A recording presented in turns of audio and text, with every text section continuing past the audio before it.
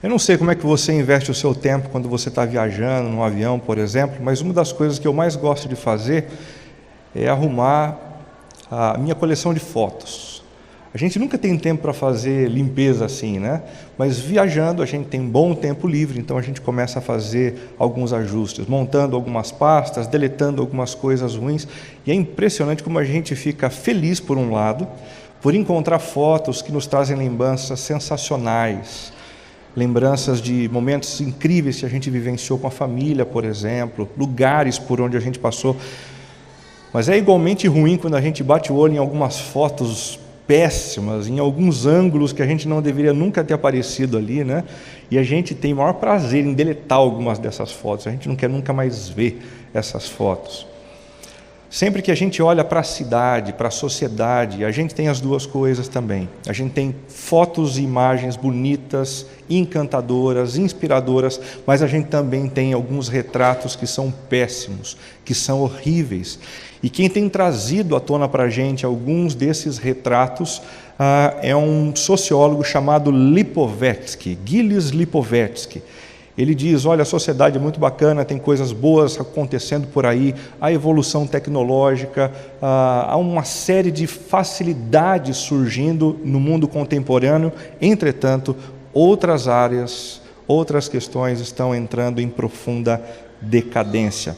Gilles Lipovetsky, para você que não conhece, é um filósofo francês de 73 anos, teórico da hipermodernidade, também conhecida por muitos de pós-modernidade, e que já visitou o Brasil muitas vezes, ou seja, ele não é alguém que está falando simplesmente de um outro continente, de um outro lado do mundo, sem conhecer a nossa realidade. O que ele fala também por experiência própria, por ter passado por aqui, ter convivido com muita gente como eu e como você.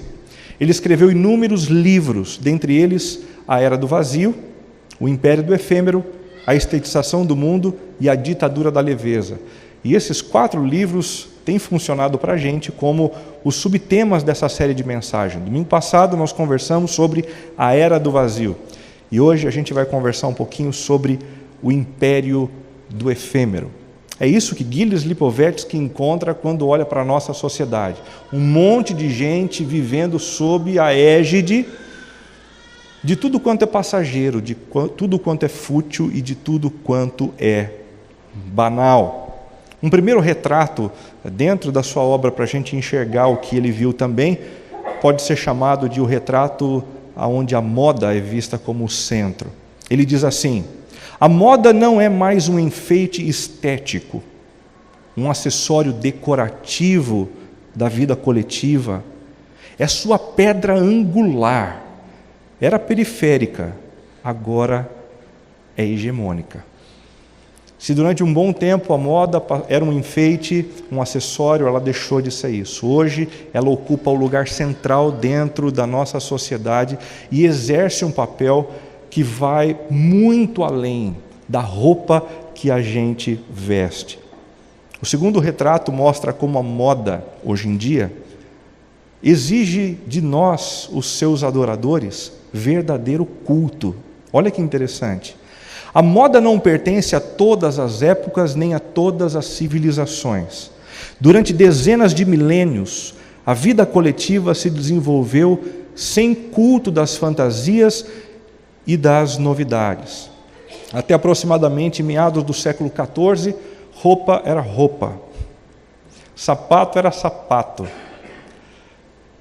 corte de cabelo era simplesmente para não cair nos olhos.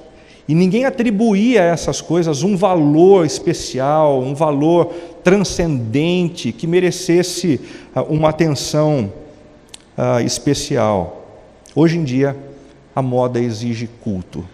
A moda é o que mexe com as fantasias das pessoas e que acaba levando as pessoas de uma situação caótica, muitas vezes, para uma situação de esperança e de contentamento. Retrato número 3, a moda promete redenção, e a coisa vai começando a ficar feia na análise de Lipovetsky com relação à moda que é efêmera.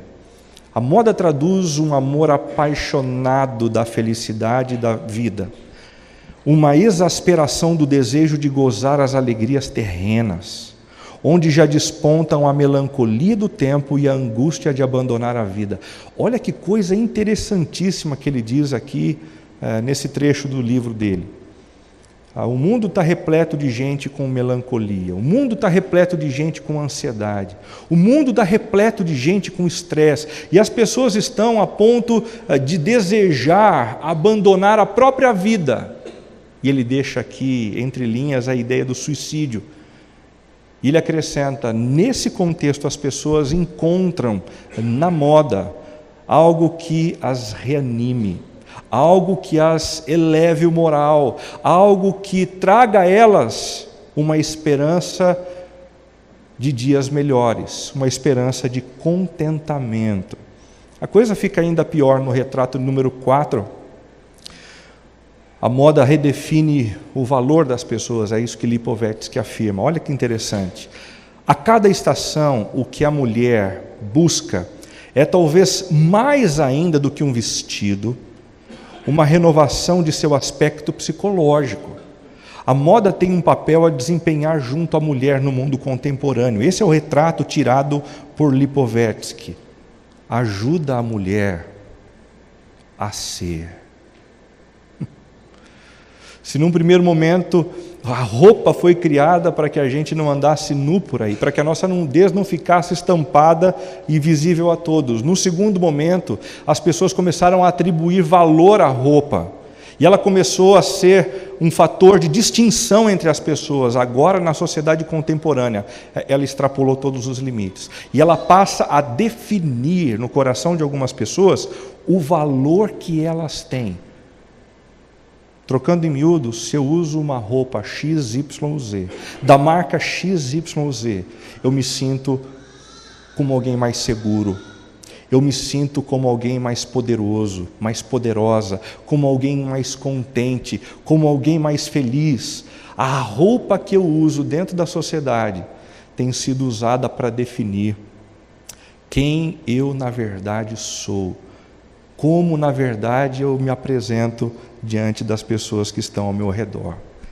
Quinto retrato, a moda quem dita sou eu.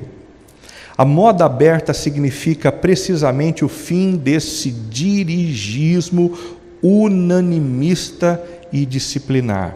Ele lembra que na modernidade existia uma ordem para essa história da moda muito mais intensa do que hoje. As pessoas diziam lá na Itália, os traços são esses, as ênfases são essas, e todo mundo abaixava a cabeça e dizia, ok, essa é a moda, então nós vamos todos seguir essa moda.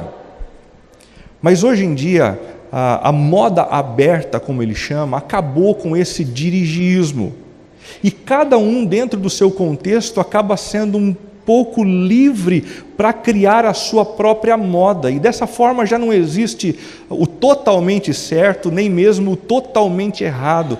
É por isso que a gente fica um pouco confuso hoje em dia quando a gente fala de moda.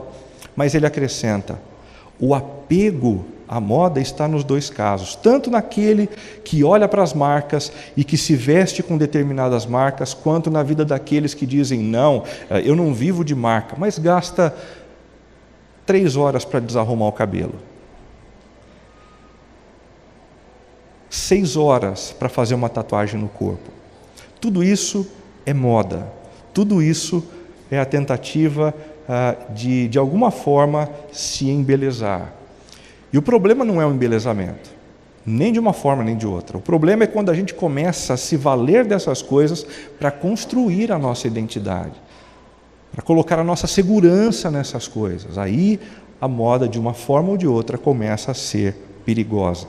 Numa entrevista dada em 2010, Gilles Lipovetsky diz assim, a moda e não apenas a moda, o luxo e não apenas o luxo, o consumo e não apenas o consumo, e o lazer são a visão materialista da felicidade. Moda, luxo, consumo e lazer. Visão materialista da felicidade. É assim que eu sou feliz. Como se ela pudesse nos ser proporcionada pelo mercado. Isso é parcialmente verdadeiro, diz Lipovetsky. Sem dúvida, proporciona prazeres. Mas esses prazeres são a felicidade? Ele mesmo responde dizendo, não. Você pode viver num palácio, ter um carrão, mas ter problemas com os filhos. E aí como é que fica? E aí onde está a felicidade tão divulgada que a moda pode trazer, que um carro pode trazer, que uma situação financeira pode trazer? Você pode ter um carrão, mas ter problemas no trabalho. E aí como é que fica você? E como é que ficam as promessas ilusórias da moda, dos palácios? Os objetos de consumo vão proporcionar algum sentimento de evasão, mas não trarão a paz e a harmonia. Consumir não basta, a felicidade exige outra coisa. E eu gosto muito de ler esses filósofos todos, esses sociólogos, porque eles são excelentes na hora de fazer o diagnóstico da sociedade. Eles são bons para olhar para a sociedade e dizer, não está dando certo. Tem alguma coisa que revela que há um problema, há um vazio, há um império daquilo que é passageiro e efêmero, há um problema escancarado, há um câncer na sociedade. Mas na hora de pensar na solução, a gente precisa de uma solução um pouquinho mais contundente. E a solução sempre vem da observação que a gente tem nas Escrituras, na Palavra de Deus, e é exatamente o que a gente vai fazer a partir de agora. Eclesiastes capítulo 2 nos conta a história de alguém que resolveu dedicar a vida a tudo quanto é fútil, a tudo quanto é passageiro, a tudo quanto é banal, para ver se funcionava, para ver se de alguma forma a felicidade podia advir dessas coisas. E ele disse assim no versículo 1, pensei comigo mesmo, vou experimentar a alegria, descubra as coisas boas da vida, mas isso também se revelou inútil. Concluí que o rir é loucura e a alegria de nada vale. Decidi-me entregar ao vinho e à extravagância, mantendo, porém, a mente orientada pela sabedoria. Eu queria saber o que valesse a pena debaixo do céu. Nos poucos dias da vida humana, lancei-me a grandes projetos, construí casas e plantei vinhas para mim, fiz jardins e pomares e neles plantei todo tipo de árvore frutífera, construí também reservatórios para regar os meus bosques verdejantes, comprei escravos e escravas e tive escravos que nasceram em minha casa. Além disso, tive mais bois e ovelhas do que todos os que viveram antes de mim em Jerusalém. Ajuntei para mim prata e ouro, tesouros de reis e de províncias. Servi-me de cantores e cantoras e também de um harém, as delícias dos homens. Tornei-me mais famoso e poderoso do que todos os que viveram em Jerusalém antes de mim, conservando comigo a minha sabedoria. Não me neguei nada que os meus olhos desejaram. Não me recusei a dar prazer algum ao meu coração. Na verdade, eu me alegrei em todo o meu trabalho. Essa foi a recompensa de todo o meu esforço. Contudo, quando avaliei tudo o que as minhas mãos haviam feito e o trabalho que eu tanto me esforçara para realizar, percebi que tudo foi inútil, foi correr atrás do vento. Não há qualquer proveito no que se faz debaixo do sol. Nenhum proveito. Nessa experiência, nós temos, por parte do escritor de Eclesiastes, algumas revelações muito interessantes sobre o império do efêmero. A primeira revelação é que esse império do efêmero tem origem na decisão de conduzir a vida de maneira desconectada de Deus. Onde começa essa história das pessoas viverem correndo atrás de porcaria? Aonde começa essa história das pessoas tentarem se apegar naquilo que não vai dar sustentação a elas? Segundo o texto de Eclesiastes, isso acontece a partir do momento em que o homem decide se desconectar de Deus. No versículo 1 ele diz: pensei comigo mesmo, vamos. Ao invés de consultar a Deus, ao invés de perguntar a Deus, ao invés de acolher para si a sabedoria do Altíssimo, que é o Criador de todas as coisas e que sabe todas as coisas e que sabe o que é bom e que distingue o que é bom do que é ruim, ele simplesmente se nega a entrar em contato com o Criador e ele toma as suas próprias decisões. Ele avalia o que é bom e o que é ruim para ele. Pensei comigo mesmo. Vamos. Agora. Nesse momento, sim. Nesse momento, sem consultar a Deus. É exatamente isso que nos leva para aquela história que a gente tem no livro de Gênesis. Deus criou o universo colocando no centro da terra 2 seres humanos. E o homem e a mulher receberam de Deus algumas orientações para que tudo lhes saísse bem na vida. E enquanto eles obedeceram ao Senhor, enquanto eles estavam ligados à orientação de Deus, tudo ia bem na vida deles e na vida do universo. Mas quando a decisão de desobedecer surgiu, então o mundo entrou em absoluto colapso. Tudo. O homem interiormente tomado de ansiedades, de tensão, de medo, de angústia. Os homens na relação entre si, lidando com a culpa, com a violência e tantos outros males que têm atormentado a vida de seres humanos na relação mútua. A relação do homem com a natureza, da natureza com o homem. O homem degrada a natureza devolve a violência com tempestades fortíssimas, com tsunamis e com terremotos, e o caos parece estar instaurado. Tudo isso não é fruto de um Deus que criou as coisas bagunçadas, mas de um mundo onde os seres humanos decidiram, por livre e espontânea vontade, conduzirem as suas vidas conforme o seu próprio parecer, conforme o seu próprio entendimento. Existem pelo menos 4 maneiras de conduzirmos a vida de maneira desconectada de Deus. A primeira delas é abraçando um ceticismo vital. E talvez existam pessoas aqui, eu não quero constranger ninguém, apenas citar as possibilidades que existem. Se não tem alguém aqui, você certamente conhece alguém assim. Alguém que se nega a crer na existência de Deus. Alguém que se nega a crer que há um organizador, um gestor de todas as coisas. Alguém que se nega a crer que há um ser pensante, que organizou as coisas e que requer essa ordem em todo o universo. Abraçando o ceticismo vital, algumas pessoas simplesmente conduzem a vida desconectada de Deus. Em segundo lugar, incorporando um ceticismo funcional. Tem gente que não nega a existência de Deus. Tem gente que, se você pergunta, diz: não, eu creio. Mas crê mesmo? Creio. Acredita? Acredito.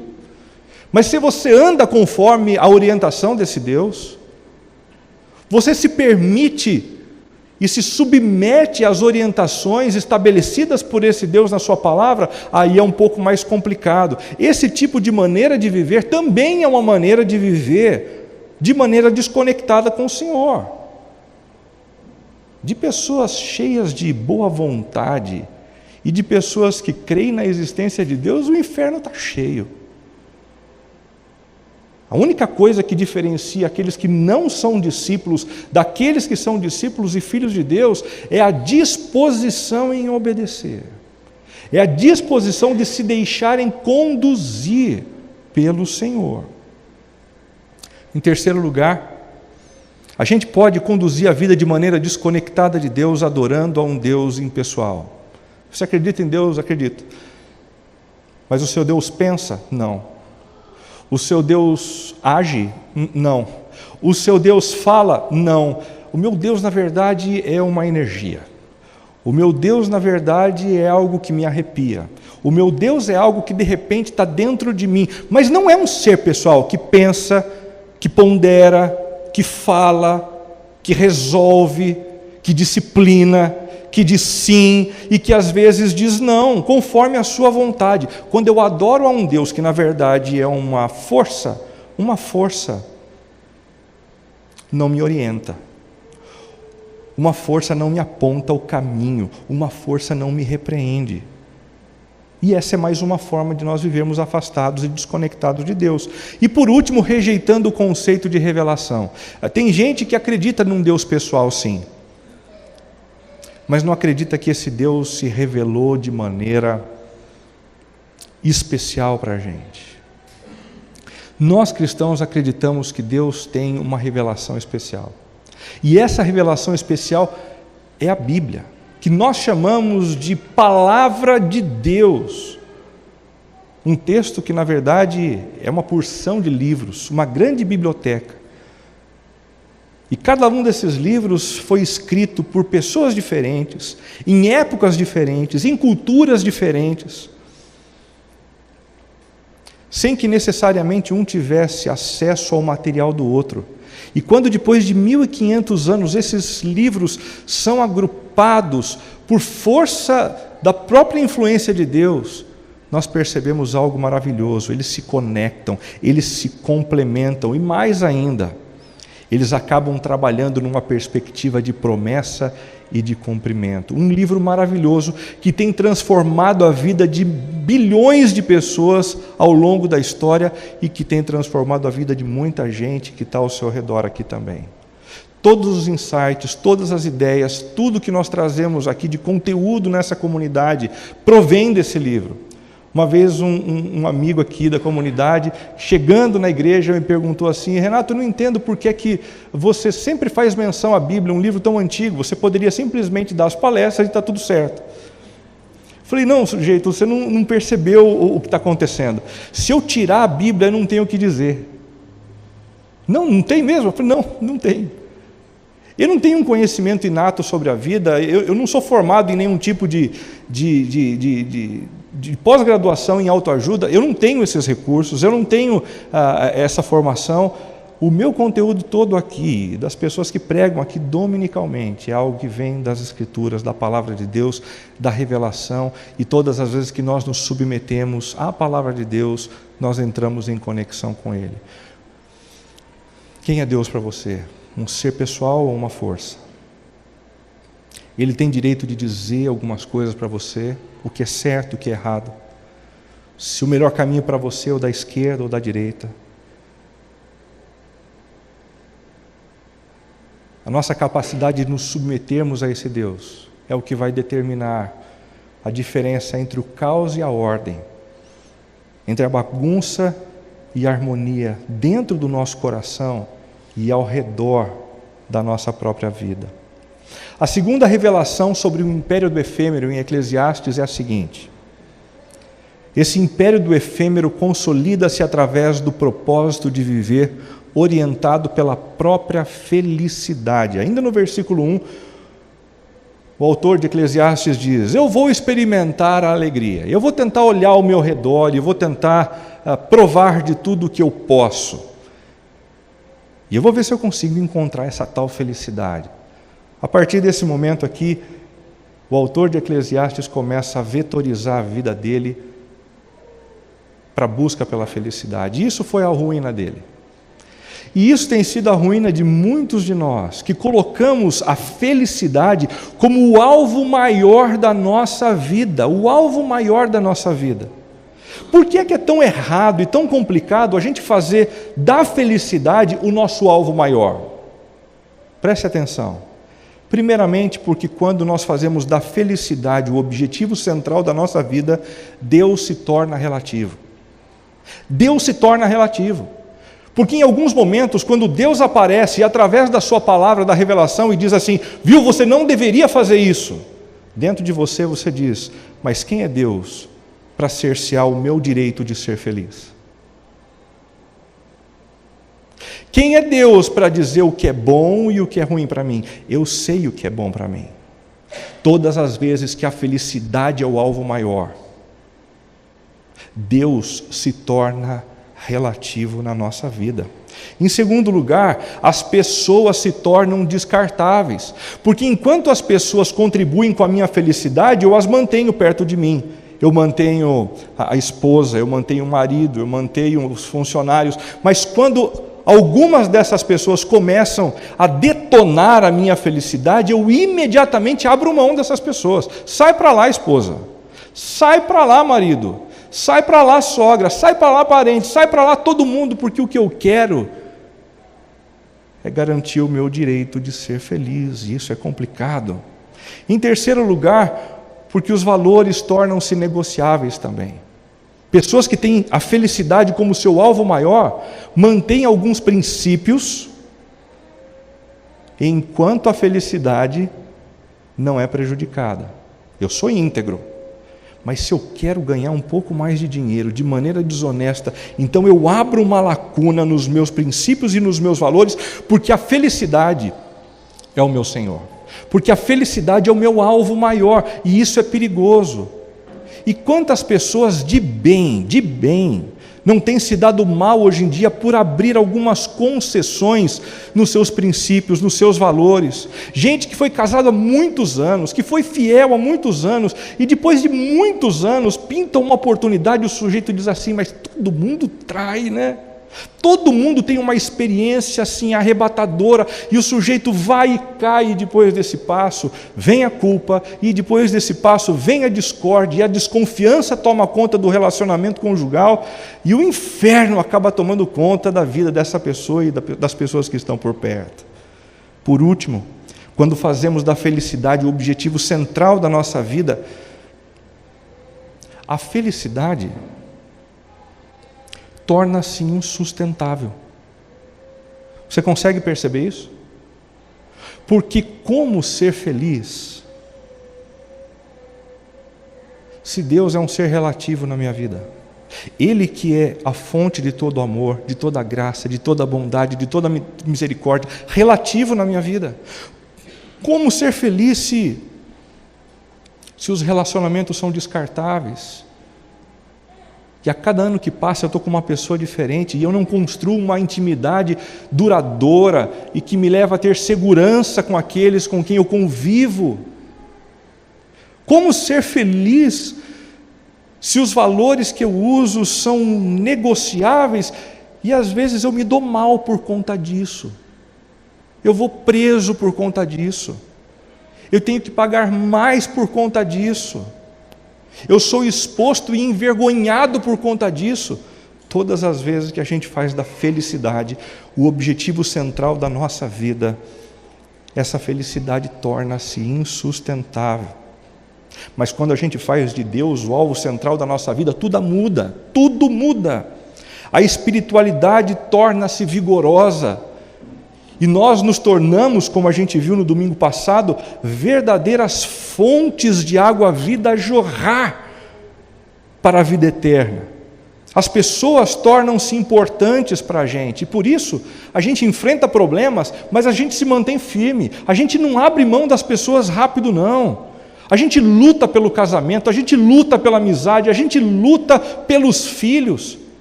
E só quem luta por relacionamentos é que vai provar lá na frente do melhor que os relacionamentos têm para nos oferecer. Os valores tornam-se protetores para a gente. Eles evitam a gente pisar em armadilhas. A gente se dá mal. Então a felicidade torna-se não o objetivo, não o propósito, mas a consequência. Deus não criou a felicidade para ser o alvo da nossa existência. Deus criou a felicidade para ser a consequência de um relacionamento íntimo e profundo com Ele, de uma relação harmoniosa com as pessoas ao nosso redor e de uma vivência baseada em princípios e valores que foram estabelecidos por Ele para nós. A terceira revelação sobre o império do efêmero é a seguinte: o império do efêmero evidencia-se pela busca infindável por contentamento naquilo que é fútil. Eu vou tentar. Não importa se o meu pai já tentou e quebrou a cara, não importa se alguém do meu condomínio já me disse que não é bom e que quebrou a cara, mas eu vou tentar, eu quero ter as minhas próprias experiências. Por isso ele diz para si mesmo: descubra as coisas boas da vida. A gente está chegando num período assim de individualismo tão idiota que a gente é incapaz de aprender com a experiência dos outros. Os filhos se negam a aprender com a experiência dos pais. Os discípulos se negam a aprender com a experiência dos mentores. Os empregados se negam a aprender com seus chefes e patrões. E a gente vai se dando mal, buscando de maneira infindável o contentamento.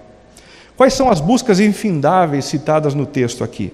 Primeiro, o riso intermitente. Bom, se a gente é vazio, a gente precisa se apegar em alguma coisa, diz o autor de Eclesiastes.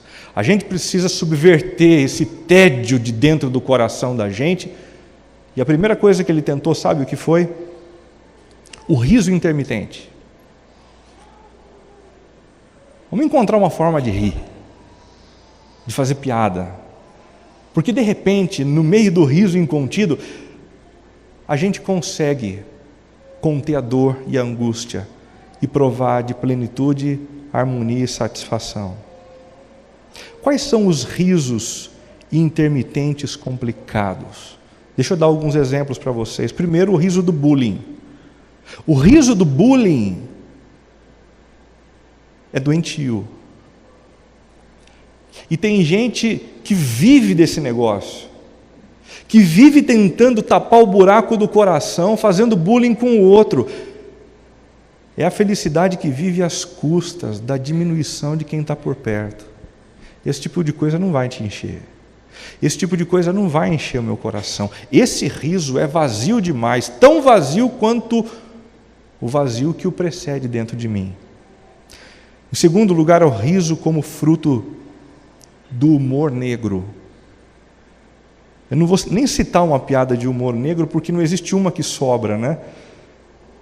Mas é exatamente quando a gente se diverte com a desgraça do outro. Esse tipo de riso pode te dar uma sensação de alívio, mas ele vai vazar como uma descarga. E você vai voltar ao seu estágio natural. O riso como fruto do amor, do humor transgênico. O que é isso aqui? É quando a gente se enche de filmes de comédia, para tentar rir, para ver se de alguma forma esse riso aplaca o vazio do nosso interior. Olha, não tem problema nenhum da gente assistir filme de comédia, eu também gosto de assistir filme de comédia, mas tem gente que precisa de uma comédia como quem precisa de cocaína para viver, como quem precisa de maconha para se sentir mais leve. Por último, o riso fruto do descaso. Tem gente que é capaz de desdenhar da fome, tem gente que é capaz de desdenhar da justiça, da política, e ri o tempo todo, ri de presidente, ri de presidenta, ri de deputado, ri de senador, ri da situação do país, ri, faz piada, cria memes, mas não contribui com a efetiva transformação da sociedade. A primeira maneira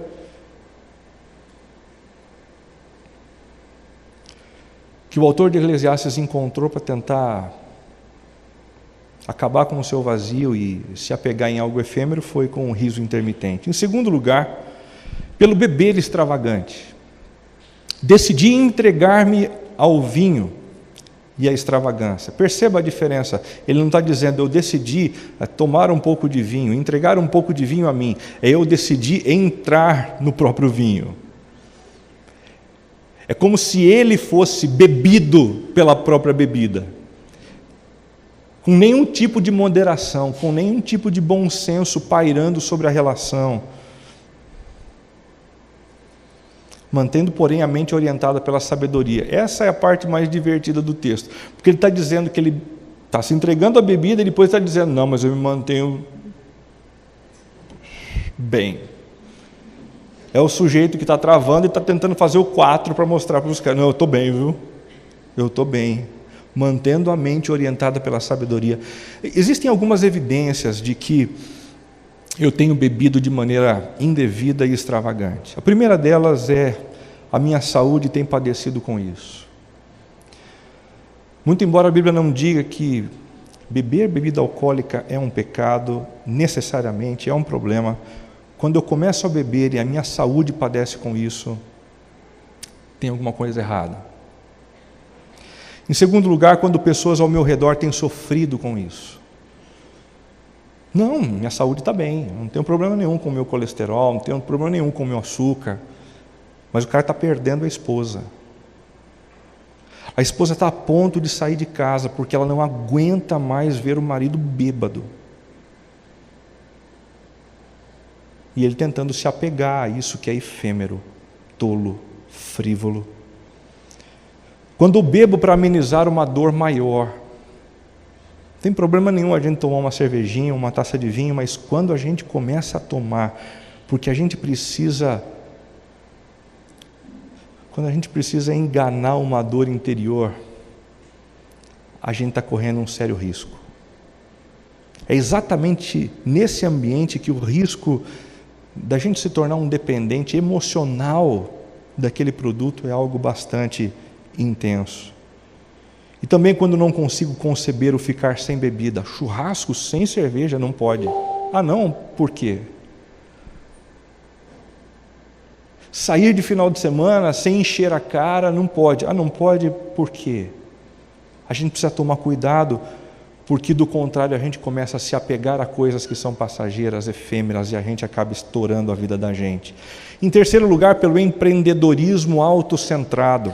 É o que a gente tem dos versículos de 4 a 6. Lancei-me a grandes projetos, construí casas e plantei vinhas para mim. Fiz jardins e pomares e neles plantei todo tipo de árvore frutífera. Construí também reservatórios. O sujeito aqui virou um grande empreendedor, né? E ele refez um jardim. Um jardim diferente daquele que foi plantado pelo Senhor no início da história da humanidade. Porque no jardim plantado pelo Senhor no início da história da humanidade havia a árvore do conhecimento do bem e do mal que não deveria ser comido por ninguém. Ali existia a ordem do Senhor, ali havia sido estabelecida a vontade de Deus. Isso você faz, isso você não faz. Mas nesse empreendedorismo autocentrado, ele é o próprio dono. Não há proibições, não há regras, não há estatutos. Aqui quem manda sou eu. Pelo consumo compulsivo, comprei escravos e escravas e tive escravos que nasceram em minha casa. Além disso, tive também mais bois e ovelhas do que todos os que viveram antes de mim em Jerusalém. Tem tanta gente que hoje em dia se apega no consumo também. Começa a se sentir mal, aí eu preciso gastar alguma coisinha no cartão de crédito. Mas está estourado o cartão, mas eu dou uma ligadinha, lá de repente eles aumentam um pouquinho o meu limite, porque é uma questão de necessidade. É uma questão de necessidade. É uma espécie de Rivotril para mim. Vou lá, compro um sapato. Que bom. Aí eu ando mais 5 metros e eu descubro que eu preciso de uma bolsa para combinar com o meu sapato. Daí eu compro uma bolsa para combinar com o meu sapato. Mais 5 metros e eu descubro que eu não tenho um vestido para combinar com a bolsa e com o sapato. E assim vai num círculo vicioso que contém em si mesmo a expectativa de poder se sentir pleno, satisfeito através do consumo. Bobagem. A gente não vai conseguir. Se você tomar a decisão de não efetivar uma compra no primeiro momento que você entrar numa loja, você vai evitar fazer mais de 70% dos custos que você faz dentro de uma loja num shopping, por exemplo. Na sequência, é o prazer pelo lazer imoral. Ajuntei para mim prata e ouro, tesouros de reis e de províncias, e com isso a chance de poder pagar o que eu quisesse. Servi-me de cantoras e de cantores, e também de um harém as delícias dos homens. Se eu tenho porque eu tenho grana, ótimo, as mulheres são bem-vindas. Se não são, eu pago por elas. É isso que ele tentou fazer. Essa foi a experiência do sujeito de Eclesiastes. Alguém que abandonou o Senhor, que se desconectou de Deus e tentou fazer dos seus prazeres pessoais algo que o mantivesse de pé. Bobagem. Ainda pela popularidade enobrecedora, tornei-me mais famoso e poderoso do que os que viveram em Jerusalém antes de mim, conservando comigo a minha sabedoria. É engraçado que talvez algo tão entorpecedor quanto a bebida e as drogas seja a entorpecência gerada pelo poder e pela vaidade de quem lidera, de quem é chefe. E nos dois momentos ele diz: mas eu conservei comigo a sabedoria. Assim como o bêbado tem dificuldade de perceber que ele está sendo engolido pela entorpecência da bebida, uma pessoa entorpecida pelo poder tem dificuldade de reconhecer o quanto ela está sendo sugada por esse poder também. Em último lugar, pelo prazer ilimitado. Não me neguei nada que os meus olhos desejaram, não me recusei a dar prazer algum ao meu coração. Essa foi a recompensa de todo o meu esforço. Eu vi e eu desejei, eu peguei. Eu vi, desejei e peguei, eu mordi. Eu vi, desejei, peguei e mordi. Eu me satisfiz. E tudo o que eu quis, eu nada neguei aos meus olhos, eu nada neguei ao meu coração. E no final disso tudo, não houve felicidade. Ele conclui seu texto dizendo: o que eu encontrei vivendo dessa forma foi uma experiência de estar vivendo como quem corre atrás do vento. Você já teve a experiência ou a sensação de estar vivendo da mesma forma? Clicando em algumas teclas, batendo em alguns pontos, guardando algumas coisas, mas no final não tendo a experiência que você esperava de contentamento, de alegria e de satisfação. Sempre que a gente lê um capítulo dentro do livro de Eclesiastes, a gente precisa voltar os nossos olhos para Eclesiastes capítulo 12 para receber dele as informações a respeito de como resolver isso, de como resolver os problemas da displicência, de como resolver os problemas das coisas que são passageiras. Eclesiastes 12:1 diz: lembre-se do seu Criador nos dias da sua juventude. Antes que venham os dias difíceis e antes que se aproximem os anos em que você dirá: não tenho satisfação neles. Sim, lembre-se dele antes que se rompa o cordão de prata ou que se quebre a taça de ouro, antes que o cântaro se despedace junto à fonte, a roda se quebre junto ao poço e o pó volte à terra de onde veio e o espírito volte a Deus que o deu. Todas essas são metáforas a respeito da morte. Antes de a morte chegar, quando os seus dias ainda são de juventude, lembrem-se do Senhor. Agora que já se ouviu tudo, aqui está a conclusão: tema a Deus e guarde os seus mandamentos, pois isso é o essencial para o homem. Pois Deus trará o julgamento, tudo o que foi feito, inclusive tudo o que está escondido, seja bom ou seja mal. Você quer aprender junto com o homem da sabedoria, com aquele que fez decisões e escolhas erradas na vida e que no final dela encontrou o que realmente vale a pena? As revelações sobre o império do eterno e não do efêmero são as seguintes: o império do eterno tem origem na decisão de colocar Deus no centro da própria vida. E aí a pergunta que eu faço para você é: quem está no centro da sua vida? No centro. Eu não estou pedindo para você uma resposta meramente conceitual, meramente de se impressionar para alguém que vive no contexto da espiritualidade, mas uma resposta sincera. Quem hoje governa a sua vida? Quem hoje está no centro dos seus dias, no centro da sua agenda, no centro da administração das suas finanças, no centro da tomada das suas decisões, comandando as suas escolhas? Quem está no centro da sua vida? Pois o autor de Eclesiastes diz: lembre-se do seu Criador nos dias da sua juventude. Estou cansado de ver alguns pais temendo a aproximação dos seus filhos, os seus filhos biológicos do Senhor, porque eles temem, lá no fundo, que os filhos percam um pouquinho da sua juventude. Porque sabe como que é? Tempo de faculdade é tão legal, rola algumas coisas tão incríveis. O sábio de Eclesiastes diz: não deixe o seu filho passar pela juventude para depois encontrar o Senhor. Incentive o seu filho a buscar o Senhor antes que venham os dias difíceis. Porque é exatamente aquilo que a gente constrói na juventude, quando a gente ainda é novo, que nos protege nos dias difíceis, que nos fortalece lá na frente. Antes que cheguem os dias e os anos nos quais você dirá: não tenho satisfação. A gente vai esperar os nossos filhos chegarem no momento onde eles vão dizer isso para a gente: eu não tenho satisfação no trabalho, eu não tenho satisfação no meu casamento, eu não tenho satisfação em nada, para a gente dizer: então procure o Senhor.